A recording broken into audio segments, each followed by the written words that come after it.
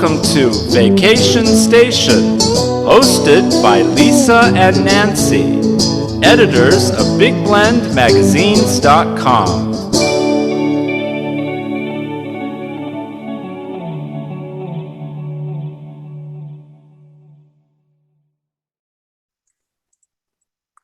Welcome to Big Blend Radio's Vacation Station Travel Show with Nancy and Lisa. Well, you know, every fourth Tuesday is dedicated to the Fire Monkey. I have to say that because I even email her the Fire Monkey. Fire Monkey is a travel writer, Debbie Stone, and I always have to say why we call her the Fire Monkey. She got the name when she was in Bhutan. And you know what? She is a little fire monkey. She just bebops around the countryside, and now she's going back around the world through Europe. So we're really excited to have her back on the show before she takes off, and to talk about her adventures in Arizona, in the Phoenix area in specific. She went to 3 main destinations, and we're going to be talking about that today. Her articles are all up on blendradio.tv.com, as well as nationalparktraveling.com. In fact, her next segment is all about the Channel Islands in California. But welcome back, Debbie. How are you? Oh my God, I called you Debbie. You got Who's that? Who's that? Yeah, I don't know. I don't know any Debbies. No, I know. It's like we should just put you on the expert page, on your expert page on the website. So I'm just going to go Fire Monkey. She's not Debbie. She's a Fire Monkey. But listen, you were in Arizona, so you know that's got a little warmth to it. You know, so that's pretty cool. Yes, yeah. It was gorgeous weather. It was beautiful weather when we were there. Just beautiful. Nice. You know, springtime in Arizona is really lovely. That's beautiful. God. I know. Yeah. I know people are sending photos of saguaros in bloom right now, and I'm like, okay, I'm feeling just a little homesick. You know, the doves get out there and the bats at night go swinging from them. You know, it's like hummingbirds. And then the night blooming cereus happens at night. Oh my gosh! So yeah, that's a really nice time to visit Arizona. I think, in my opinion, you know. So. Well, you're in Santa Fe, so it's not that far for you to go to the Phoenix area, right? So and we did it as part of a trip where we drove over, did a bunch of that, and then went over to see some of those California sites in Channel Islands, which you talked about. So we did kind of a combination trip, but it was nice to get, you know, also in the Palm Desert area. It was just nice to get some nice, warm, sunny weather, you know. Oh, and you went California in spring is beautiful with all the poppies and oh my gosh. Yes. And well, you being in Santa Fe, like Georgia O'Keeffe, we just heard, we have the New Mexico Bed and Breakfast Association that comes on our shows every month now. And Santa Fe was well represented. And they were talking about Georgia O'Keeffe is getting, because I know you docented there. I don't know if are you still docenting? I mean, because they kind of, are you ever home? Yeah, that's the thing. I had to kind of let that go, but also then the pandemic did away with the docent stuff. Oh, you sure. know? So, and then I know that they now have audio tours and things like that. But as far as I know, I don't think the docent program is back up and running, you know. So, but not yet. I spent a number of years there, and you know, felt really good about my time there. There was something I really wanted to do, and this is O'Keeffe country. Yeah, but I was wondering because you know she's all flower art, but I heard that they're like doing an addition to her museum. Well, they're doing a whole brand new museum. So oh my gosh! It's kind of like just a half a block away, and in this area, so it's going to be a bigger museum. And cool. They haven't. I don't think they've done anything yet. I think they've just done like plans and all that kind of stuff, you know. But cool. Yeah, it should be something. It should be really something. They've been looking for some expansion for a while, you know. And she does have all those, you know, the flower art, but you know, it's like flowers. You know, what I remember the most is, well, I was amazed at all the cityscapes she did, right?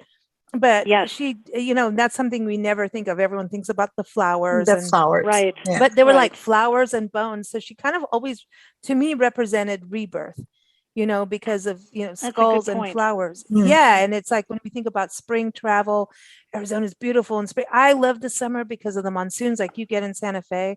I really love summers in Arizona. I'm weird. I like to hike at 4 a.m. and watch the sun come out. And if monsoon season comes, you get the moisture in the sky. And then, you know, it's magic. So I really, Arizona is a year-round season, you know, depending on what you like or don't like. What you like to do. Yeah, but you you went to some places that Nancy kept saying, "Oh, we gotta go, we gotta go," and like now you're not in Arizona. So yeah, smack on the wrist. One of them is the World of Music you talk about is the I love Musical that. Instrument Museum. We went to the one in Carlsbad, California, and There's also It's- UCLA has one yeah, it's within neat. it. This Yes. this one, I think they're kind of related in some way. I'm not sure, but this I've been wanting to go forever because a lot of the musicians we interview perform there, like Pierre Ben Susan, Akana. I mean, I've got a list who they go and perform, and they kept going. It's just up the road. We should go. Timing wise. Yeah, But, it's one of those yeah. things. I think a lot of people who go to the Scottsdale, Phoenix area don't. First of all, maybe they've heard of it, but some people have never heard of it because maybe their focus is the resort scene or that kind of thing, and they're there for the warm weather. But I had been hearing about this museum for years, and one of my husband's sisters lives in Scottsdale, and she was telling me about it. And she's like, "Oh my gosh," she goes, "You have to go the next time you come." And so it was like, "Okay, we're going," and I was like, "Now I need to go," So and it was better than I'd ever even imagined. I mean, she had, she told me it was wonderful and incredible, and she couldn't stop raving about it. And when I went there, yes, I could understand why she was raving so much.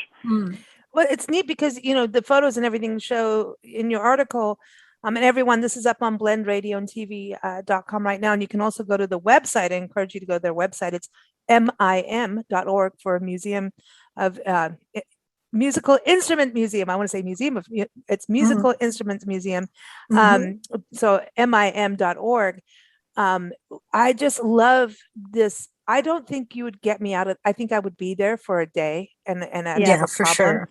But they, just this whole regional history of music, because it gets really cultural. You know how Nancy and I are about that. But when we look at instruments today of what, rock and roll, you think about how did a guitar get, sounded and the history of oboes, and half of our music comes from the Middle East and the islands. It's really interesting.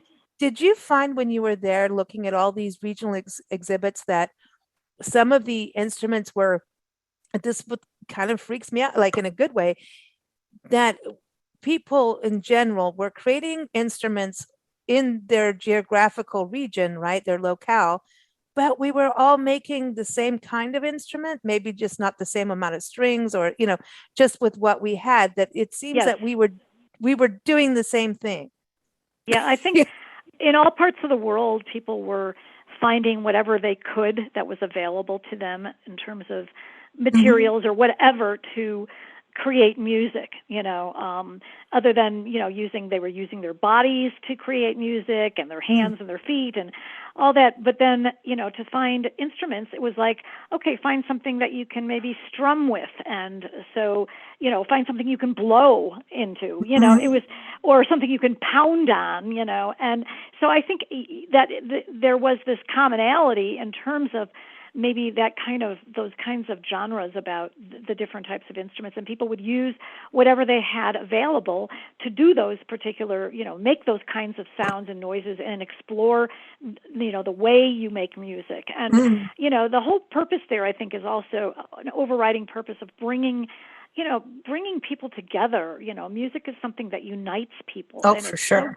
So global, and everywhere you go, you get exposed to music and of different kinds, and it's fascinating, and people really love it. It's something that puts smiles on people's faces. Well, I think we copy a lot of it from nature. So you've got birds singing, so then people are like, well, I could do that. And then you think about, okay, drums. Well, I can beat on something, and maybe footsteps as you're walking. Creates and kind of hands, a thud, hands clapping, hands clapping. It's our heartbeat. It's our it's heartbeat. a rhythm. It's a rhythm. The waltz is always kind of odd because it's off, by that one beat, because we don't walk like waltzing. Not unless you're Matilda. Yeah, or you're watching Lawrence Welk,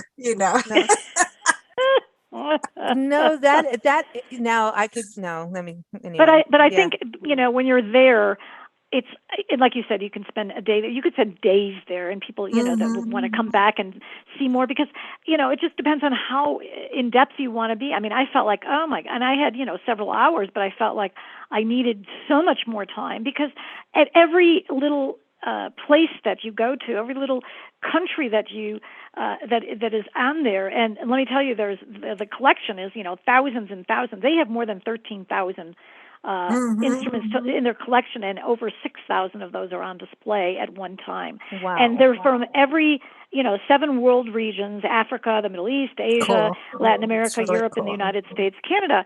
And so you see the instruments, some of them very rare examples, and you also see the costumes, which are fascinating. And then you also see these videos where you can, and you get these, you get the audio device so that you can plug in and you can listen to whatever video clip you'd like to hear and see at the same time. So you're seeing the people that are, that in that region, making that music with those instruments. And it's wonderful. It's such a great sensory thing, because it's the seeing, it's the hearing, it's all of that. And it's just, to me, and you see people and they're just like mesmerized by certain, certain video clips that they're hearing. And then they're looking to the side and they're looking at the costumes and they're looking at the instruments that are in front of them. And it's just this wonderful, immersive experience.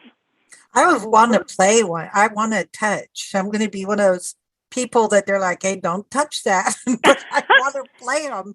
Well, you can make music there in their area where you can, in the experience gallery, you can go and be a musician, and you can try out some of these really interesting, like the Javanese gamelan, or the harp from Peru, and so you see all these people and they're really into it, and it's like, I mean, when would you be given that opportunity? Exactly. See, I like that, because I want to go. Yeah, the touchy part, because I think it also, it's the inner child in us, right? It's the inner child in us. But I think for kids and families, this is, and I think museums, and, we've talked about this on shows with you, like when you were in Springfield, Illinois, and you went into I think it was a library for Abraham Lincoln, one of the museums or library that, you could hear the voices of what people were saying about Lincoln and his wife, and, and the drama of it all. And I think museums, because it got to this point of museums being stodgy and boring, and kids just go, I'm going to look at a bunch of dusty old stuff. And for kids, this wasn't an exciting thing. But museums have really pushed the envelope where it's super exciting for kids and families. And it seems like this one, it would be a good starting place for a family just starting to get their kids out on an adventure together, Absolutely. Because this is a real all age experience. And I saw families and young kids, I saw older people, and everybody was enjoying it at whatever level they were at, I love it. I want to go, and I'm sorry, but I'm jealous. There's a few times I keep emailing you back. I'm jealous. I know that is not a good personal quality, and I know I will get to places. Everything is yet. I will get there, and I'll be there. Yet is I will at some point, but it's like, dude, when it's the musicals, like you went to Cleveland, you did the Rock and Roll Hall of Fame, Oh, yeah. So have you been to the Experience in Seattle yet? Oh, several times. I was there when it opened years ago. Dude. Yeah. It's a fabulous place, because it's wonderful, a place for Pacific Northwest musical, the roots of certain genres. Jimi Hendrix. And, Jimi Hendrix, exactly. And Nirvana. Yep, oh my Nirvana. God. I mean, all these Eddie Vedder, all Pearl Jam, all that, and it goes through the whole the grunge cycle, that whole thing, And so, so wherever you are, the music scene is so interesting and unique, and so if you get the opportunity when you travel to experience music, whether you go into a pub in Ireland and there is Irish music going on, you know what I mean? It's like, just do it, because it's such a wonderful way to immerse yourself in and get a real good feel for the culture. Yeah, I really agree. Yeah, and I don't understand when people like, I only like this kind of music. I'm like, no, man, You can't be like that. You got to go listen to it all. And maybe the first time you listen to something, you're like, okay, not my cup of tea. But then again, you listen to it again, you start to hear. You know what I mean? Like you start to really, Absolutely, yeah, you you do. start to You get hear. to.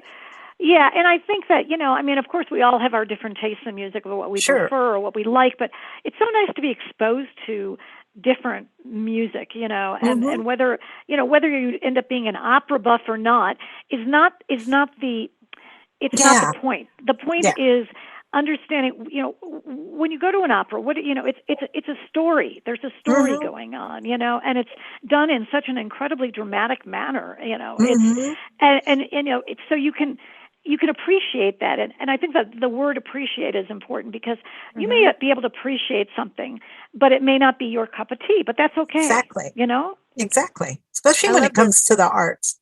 Yeah, yes, the arts Mm. are, what unite people. Magical. I Mm. mean, music, people can hear music, not understand the yep, words, and they But you unite. still And like it's it. medicine. I mean, all the interviews we've probably done in the last COVID thing, and just wait for everyone with our new Celebrate the Arts magazine. It's going to be like, we might It's as going to well be write a book huge. of Yeah. all the musician interviews that what happened oh, over COVID. wonderful. And they were Mm. talking about like being able to do live streams, not the same as being in front of the public, but Right. everybody, it was like not having vitamin D. I'm just saying.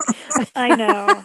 We're talking about Be It's Arizona, makes me outside. happy. Vitamin D, and it's being outside. It's the same thing as music, not seeing a live performance, not right. having that. But music united people in ways during COVID.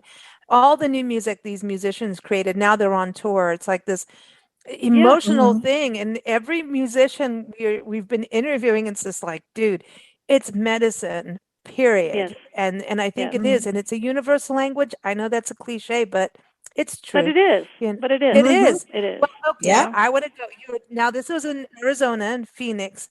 Now, I know you were born and raised in Chicago. Hey, the Chicago Blues, right? Let me just Yeah. say Yes. Chicago. And Chicago also has this whole other music history that is mind blowing. But I'm going to say Chicago Blues, you can't beat it. Our friend used to run a club with James Cotton in Mm-hmm. Chicago, Ooh. Yeah. and the Oh my stories gosh. that come from that. In fact, there's a There's some stories. documentary coming out. There are some stories that I don't even know if we're allowed to tell, Oh, yeah. but they're good. They are so good. But anyway, a yeah. documentary is coming out on him soon. But so, all right. So Wrigley, the Wrigley name is a big deal in Chicago, but here the Wrigleys are in Arizona, and you Mm. went to the Wrigley Mansion, and this whole story is mind blowing in that what he built in the desert, right? It just Yeah. doesn't. It's kind of like Scotty's castle in Death Valley Mm. in a way. It Yes, It's is. like Yes. exactly. Yes. Yep. it's like Yep. this big mansion, and then you're Like, having what? this fancy meal, and we need to talk about that. That I mean, there's a little spam involved, but then there's the pine. I need to talk about the pineapple, the crazy pineapple, which I I know the know. Victorian I la di da know. thing.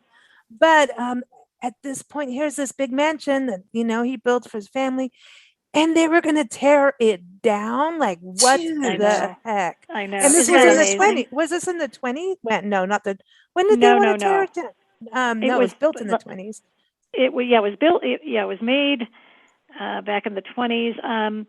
It it was going to be, I think, It oh, was the 1992. 1992. Yeah, yeah. Yeah. The city was planning to tear it. They were going to tear it down and build condos on the site. When the when Dudes. Hormel, Mm. I think it's Gordy Hormel of the Hormel fame, and his Mm. wife purchased it, and they restored it, and they Awesome. added to it, and they made it an incredible event space, and a wonderful restaurant, and a place that people could walk around and see a slice of history that is pretty cool. And, Yeah. like coming from Chicago, the Wrigley Building in Chicago is quite well known, and everybody in Chicago knows it, and everybody knows who Wrigley was. But I was unaware of the fact that he had, I probably assumed that he had other houses, but I didn't know that one of them was right there in Arizona, and Mm. it's quite the estate. And Gordy, and his wife really put a lot into it, and it, you could see it was a labor of love in that respect. But Wrigley, he was a tycoon, but a self-made man, and he came out there to Arizona because of the Arizona Biltmore Hotel. And then, he decided to give his wife, his wife Ada, a very nice gift, this mansion for their 50th wedding anniversary. And they called it La Colina Solana, which meant Sunny Hill, but it was their winter cottage because they only spent, maybe up to 2 months a year there because of getting out of Chicago, of course. And but the place is huge. I mean, I think it finished in the 1930-31, and 17,850 square feet, 24 different rooms, 17 bathrooms. I couldn't believe that. Holy wow! I mean, how many people lived there? It wasn't, the funny thing is there wasn't many. I mean, the family, the kids, and then the staff, and then it's like, to me, it's mind-boggling. And it was built then for a cost of $250,000 at that time, which is about $3.5 million now. But, it probably would be even more. It's just, it is really amazing. But you were talking about, they have, like, when they would have guests about the pineapple, which I thought was really pretty funny, and it was like this. I love this thing about the pineapple because they would have this pineapple. It was a decorative pineapple on the railing going up to the upper rotunda of the main area, and there was this pineapple had this crown on both the top and the bottom. And if the guests stayed at a time longer, maybe when they might supposedly should be staying, the crown of the pineapple, they would be, first it would be right side up, but if they overstayed their welcome, it would be flipped upside down. Bye-bye. See, well, I remember Jay Leno always said, like, after 3 days, you start cooking the fish. Yeah, because right. you get the fish, But this where they start smelling like start smelling like fish. Well, maybe because you start cooking it. But the pineapple thing is funny because when we talked about when we were in Erie, Pennsylvania, we went to the Coetzee. Don't ask me the mansion name, but it's the Hagen History Center, the William Coetzee. On Prophet Street. No, it's Wealthy on the Street at the corner of Wealthy and Millionaire Street. Millionaire Street. It was Millionaire Street. Yeah. And this guy he's the one who created asbestos. And he did not care really about the design other than he was showing off. So pineapples went everywhere, all this Romanesque stuff. Meantime, down the street is all the industrial area with bricks and brick making. And they were making waffle iron, cast iron, all of this stuff. But here he is. I'm like, the man who made all of this. And so he just, they really wanted to show off at that point. It was, you've got to think about these, multimillionaires from back then, Carnegie, all of them going, we're self-made people and look at us. We're badasses. Look at what we did.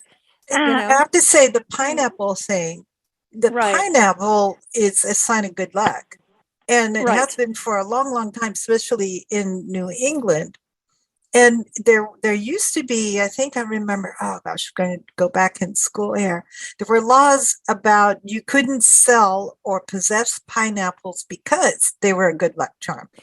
Not just good luck. It's about having the money to purchase exotic fruit back in the day. Like in Erie, Pennsylvania, we talked about that. They were saying that having pineapples were a sign of wealth.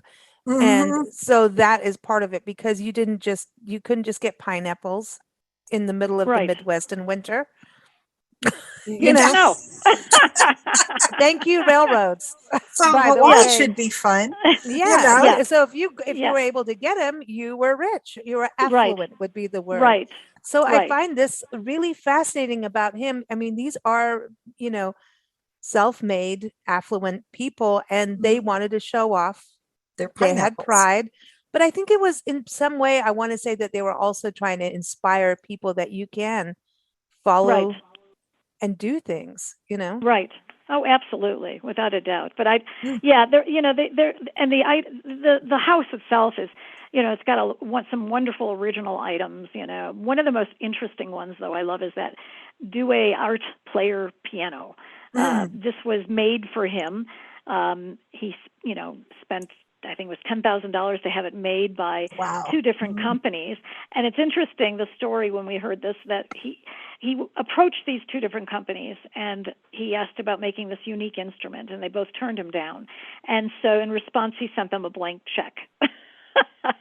And so obviously the rest is history, because the piano is one of only two in the world. The other is owned by the Smithsonian. So it's pretty cool. And when we were there, a gentleman was playing it, which was kind of neat to see. And and then, the other unique thing is that switchboard room, which I thought was fascinating. And it's like, so they never had an operator, so nobody answered their private phone calls except for the family. And William made sure that everybody knew how to use the technology. And so the walls and ceiling are lined with foil gum wrappers, because that, reminds William of his, of the Wrigley gum and his humble beginnings, so to speak. It's also because foil at that time was thought to increase receptivity of the Switchboard Museum. So that was really, really cool to see. Yeah, but that's really interesting too, because when you start talking about the receiving thing, organs, when we used to teach music and musical organs, like in the store, if you had an old Wurlitzer and things, you could hear police calls and sirens. It was so cool. The organ, which to me, it's like, dude, that is such a trip. It's so much cool. Fun. But okay, so we went back to music again, right? But let's talk about, is it Geordie or Geordie? Yeah, Geordie Hormel. I think it's, yes. Geordie, Geordie. Geordie, everyone. Geordie. When I hear the word Geordie, I just think of England and accents I can't understand. Yeah, but this is really amazing. His musical legacy is pretty darn huge. I mean, that's amazing. I didn't know anything, other than the fact that he was the, one of the heirs to the Hormel Meat Company. I did not know that he was, a gifted musician himself. He was a composer. They said he taught himself how to play the piano at the age of 5 by listening to songs on the radio. And then he is credited with composing a lot of the theme music for television shows like Lassie and Gunsmoke and The Fugitive. And then he had his own recording studio, and he worked with, the Stones and Fleetwood Mac and John Lennon. And, so he was in his own right, extremely successful and a very talented individual. That's interesting too about him doing that with Fleetwood Mac, because Stevie Nicks comes from Phoenix. So it's kind of interesting. That's right. I remembered that she was. Yeah, and so he worked with John Lennon, and you got to think of her song, one of the most iconic songs, "White Winged Dove." Just like a white winged dove, she wrote that when John Lennon was murdered. Oh my gosh! It was like, just like a white winged dove. That was part of her. Just that was that is like, American Pie, like the day the music died. When I mean, and he was writing about, Don McLean was writing more about Big Bopper and everyone, and all of those guys. But this all the guys in the plane. But this one, John Lennon, when he got murdered, I think we were living in England when it happened, and I remember the most insane. As a kid, I was a fan of his music. As a little child, like he was a hero. And I was like, how could someone do that over, That was crazy. That was crazy. I remember the headline saying he was shot by a fan of his music. I'm like, well, geez. Thanks a lot, dude. Well, he was a very, put it this way, he was probably a very deranged individual. It's really sad. But I mean, this is interesting about the music, and then going in and you can have, cocktails and brunch, a really good brunch with beautiful views. But your brunch sounds like you got delicious cake and dessert, and mimosas. It was brunch. I didn't need to eat any more food the rest of the day. Put it this way.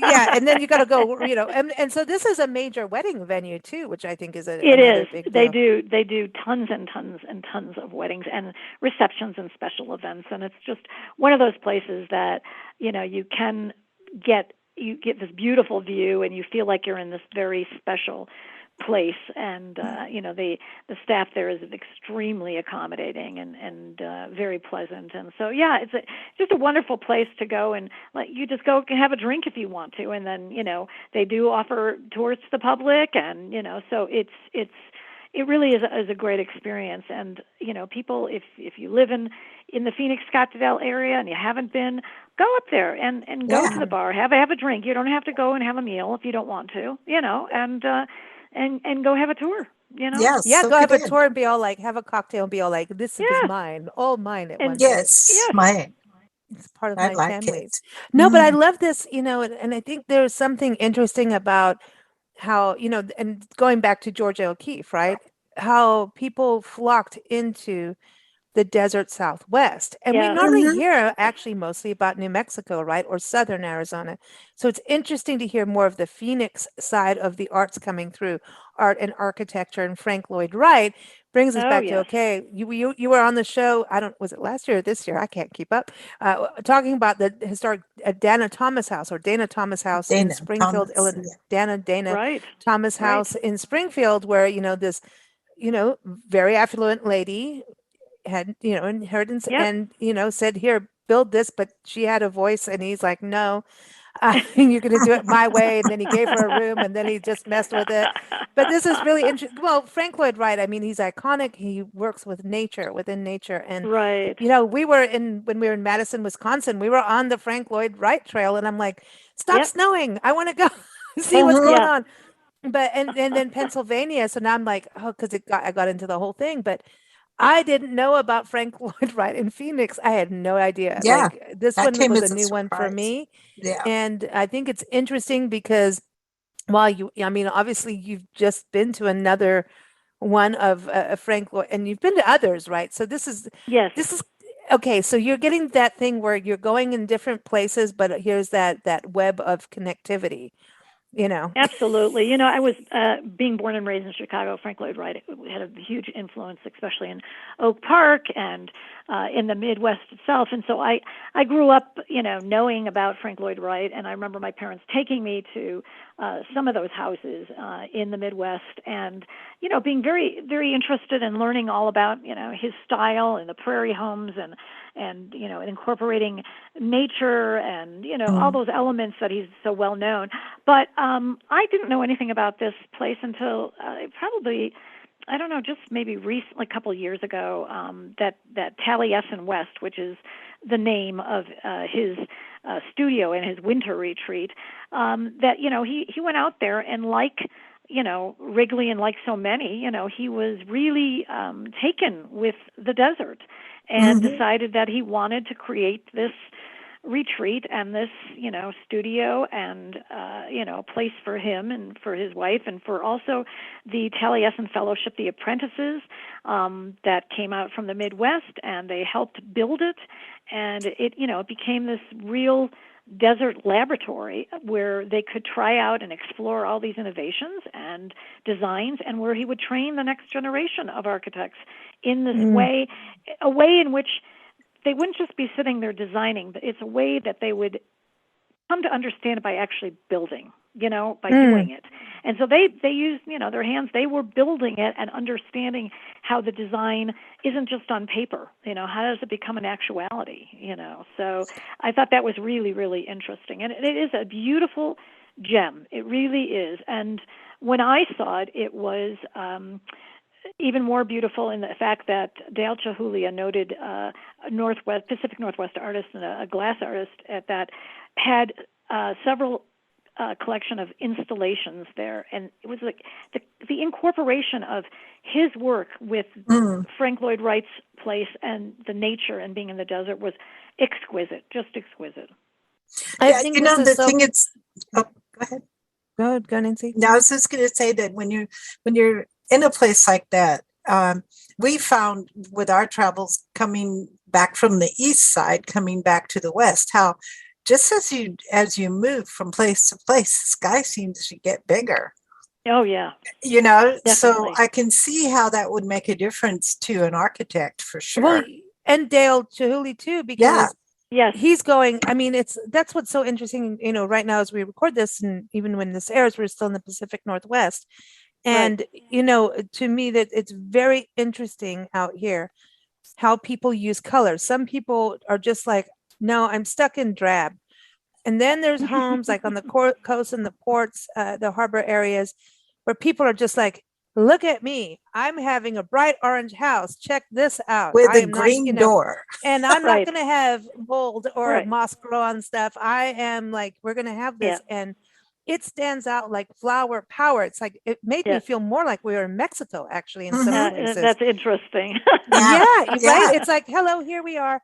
And so Color. it's very interesting going around neighborhoods. And it's, England did it. And even in South Africa, we had those little colorful houses on the beaches when the Right. beaches could get Yes. that gloomy look. And Yes, it's, and so, yes. and then the gardens, I mean, we could have these really overcast rainy days, as you know, we're learning about Pacific Northwest, but the colors pop in the gardens. All the people that do tulips and daffodils and lilacs and cherry blossom Yes. trees, all of that, when it pops, it's like, Yeah. okay, so this is, it's about, and so I think when I look at Dale-Chihuly, and I know you just came back from his garden, right? His glass garden in Yes, Seattle. his garden and glass in Seattle. Garden which is glass, mesmerizing. yeah. Yes. When I was It's looking at the amazing. photos of that, because just being here in the Pacific Northwest, I'm like, he's one of those that use color to open up what is a closed sky versus the desert. So I find this really fascinating about you seeing his work in both completely day and night Yes. terrains, landscapes. I mean, Yeah. yeah. It's amazing how his work, but there's so many commonalities between these two men, and even though they grew up in very different environments, they both nature was important to both of them, and I think their mothers were both very instrumental in instilling a love of and a respect of nature and encouraging creativity and expression and for both men. And so it's interesting how that the fact that they grew up in such different places, but yet also just what tied them together, and how this landscape, how Chihuly's works fit so seamlessly into this landscape that it just, you think to yourself, wow, he really understands the environment here, and all of his installations are just, they're beautiful. The colors, they evoke the landscape, the desert, the shapes look like desert plants. It's just it's amazing. And I did not do it at night, but I've heard at night it's just exquisite too. Oh, I want to do that. And I want to tell people, this exhibit is on until June 19th, 2022. However, I mean, you can still go to the Taliesin-West, right? And go and tour the house after that. Absolutely. Yeah. Absolutely. But I wanted to go back on this because it's going back to Frank-Lloyd-Wright's architecture, and, Tucson is, interesting because there's like the old neighborhoods. There's some areas that have the barrio district style and Right. is the barrio district and the turquoise trail. And I know Tucson really well too. And but there's this whole era, and it kind of is the Frank-Lloyd-Wright era. I know he's good at the prairie houses, and I know I'm familiar with those now, but where they are these low rider houses. They're low riders. but you're kind of, because the more you build up, the hotter it gets. So you're almost like the rocks in the landscape of the desert, like you're part of the boulders and the rocks, and you allow the mountains to be the magnificent, and you have the open sky. So he really, looking at your pictures from this, he really understood. I mean, that's just, it's so night and day. I mean, you heard us when we were in Madison, Wisconsin, going, holy cow, there's snow, snow, snow. But I understand why you want, like, I understand now. But I mean, for him to go from that to that, he really had to, I wonder if he just sat out there in nature for a day or two to feel the elements, to understand what you need to do. Yeah, you do wonder, I mean, it's like, I think though that, both men are just very hyper aware of their surroundings, and of the natural world. And so, the creative juices stems from, that inspiration. They're so inspired by their environments. And, when I was there, I marveled at how they really they got it right, Mm. Yeah. We had an employee that worked for us for a while, and she had never seen the ocean. And we took her my to the gosh. ocean. Oh, And she was just so blown away. She had Yeah. her hand over her mouth for 2 days, just walking back and forth, stopping and staring at the ocean. Because if you have never, and so when you go from like a very wooded, right. rocky mountain kind of thing, and then you go to the coast, it's a huge difference. Oh, Now huge. it's a huge difference, but because if we have the wherewithal to travel more than people, before us, we kind of get used to it. We also have TV, and we have people who are painting pictures and showing us, hey, it looks like this. But if you've really never seen, like when the first time we saw Mount Rainier, we're like, holy crap. Dude, seriously, when we were staying in Bonnie Lake up here, so now there's this road going to all these housing complexes, and the couple we were pet sitting for, they were like, they are born and raised in Seattle. And she goes, this was the sticks out there when they were growing up. This was like, she never in her life thought she would end up living there. However, it's one of the most TikToked views of Mount Rainier is outside their door. Like, if you catch it, you go around, because everything's, circles here, what do you got, roundabouts. And I'm like, oh my God, the one day I drove and it was there. And like, I've hiked the park. I mean, we've done a ton of hikes, but it's kind of different being down I there don't know if looking up. Yeah. And there's a high school, I think it's called Mountain View High School or something. And they have the view. I was like, dude, that would be cool to go to school there just for that. I But wouldn't study. it is interesting how these designers really take in their surroundings. I would like to read his notes. Do they have anything there showing Frank-Lloyd-Wright's like sketching, or is that all personal? Yes. In his office there, they show some of the sketches. They also show some of the projects that he and the apprentices were working on in the drafting room, the drafting studio. So they do show you some of that. There's also books that are available you can look through. So you can get good ideas of kind of what he was working on. And he was working on projects all over the world. So it wow. was, cool. He just and I think it was a unique experience for those who were his apprentices, to have that opportunity. And, he's probably the biggest name in American architecture, I mean, sure. Let alone sure. around the world, So it's quite a wonderful experience. I encourage people once again, just like the other two entities that we talked about, the Museum of Musical Instrument Museum and the Wrigley Estate. If you go to Arizona and you do have the time, when you're not, if you're swimming or playing tennis or playing golf, that's great. But if you have time to go check something out, these places are right there. Everything is and great right for there. summertime. Honestly, during the summer, you want to go in. So it's a good time to do it. And I want to give everyone, go to frank-lloyd-wright.org for that website, and you'll find the Taliesin-West on their site, and also Wrigley-Mansion.com. Go there, and then mim.org. And Debbie's articles. Just type in. I'm going to start putting Fire Monkey on a keyword on all your articles. No, just type in Debbie. Debbie.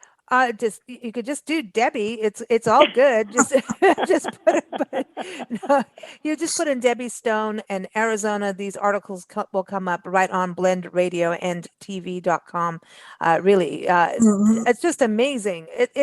And what I also want to just close with is that people think the desert is just one big swath of sand and a few Gumby cactus. And I think this really shows. If this is your first time going to the, Arizona in the desert, shows this whole other side that folks may not Mhm. realize Right. existed. And it's Right. all about light and the play on light and music and what Color happens. And and color. I love it. And Absolutely. music. And music. So Mhm. everybody, Debbie will be back next month. You know, as I always say, every fourth Tuesday, she's on the show here on Big Blend Radio. Next month, excuse me, is the Channel Islands. From there, it's Washington State again, right? Wenatchee. Yep. Wenatchee. Yep. Yep. And, we have to keep it lively, you know. So Yeah. yeah, I know. That's right. She just wants to, you know, she always does stories with something I can't pronounce. But I think you're the one who taught us how to say Wenatchee, because I was like, it's Wenatchee. No. it's Wenatchee. Wenatchee. Okay. All right. So we're going to I be want hearing to. about that. I want to say Wenatchee. I know, Wenatchee. I know. It sounds like some dramatic movie, Yeah, I Wenatchee. know. Wenatchee. Everything was really nice and quiet until she Wenatchee. went to Wenatchee. All right. Well, thank you so much, Debbie. Everyone, again, keep up with us at bigblendradio.com. Thank you so much and happy travels. Yes, and to you too, ladies. Thank you again. Take care. You Take too. care. Bye-bye. Bye-bye. Bye.